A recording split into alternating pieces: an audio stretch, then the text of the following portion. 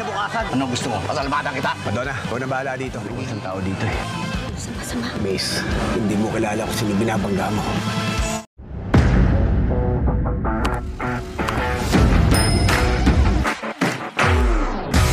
Pagkatapos makita ng pamilyang Benito ang pamimigay ng pera ni Tanggol sa Quiapo, agad pumila ang ilang kasamahan ni Fatima para personal na makahingi ng tulong.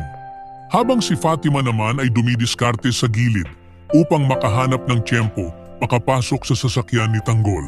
Habang nakikipag-usap ang kanyang pamilya kay Tanggol, humingi sila ng tulong para sa pangpiyansa ni Maki. Nang marinig ni Tanggol ang sitwasyon ng pamilyang Benito, hindi na siya nagdalawang isip. Inutusan niya si Madonna na kunin ang perang kailangan sa loob ng sasakyan. Hindi alam ni Madonna na inabangan na siya ng grupo ni Fatima. Pagkalabas niya ng sasakyan, binunggo siya ng isa sa kanila dahilan upang matalsik ang mga perang hawak niya.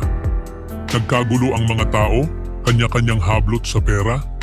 Sa kalagitnaan ng gulo, nakahanap si Fatima ng tiyansang makapasok sa sasakyan ni Tanggol. Inaawat pa rin ni Madonna ang kaguluhan, si Fatima ay palihim na naghalungkat sa loob ng sasakyan ni Tanggol. Umaasang may matitirang pera. Ngunit nabigo siya, ubos na pala ang pera na dapat ipamigay sa mga taga-Quiapo. Kasabay nito, dumating si chairman at naabutan ng kaguluhan.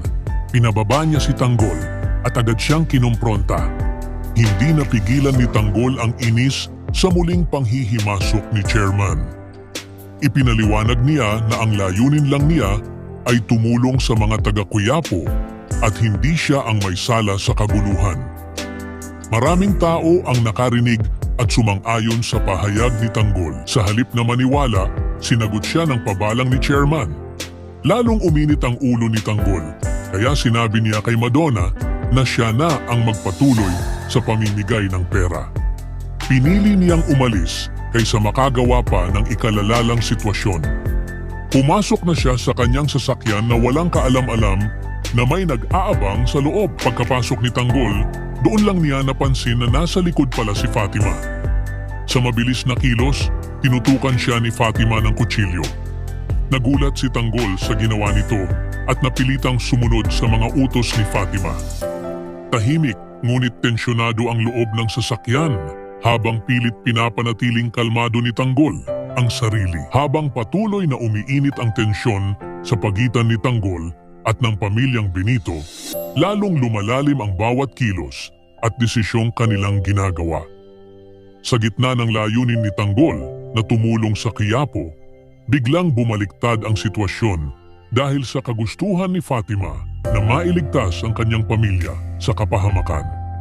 Sa mga susunod na kaganapan, malalaman natin kung uunahin ni Tanggol ang awa o ang hustisya at kung ang landas na kanilang tinatahak ay hahantong sa kapayapaan o sa mas matinding kaguluhan. Comment section.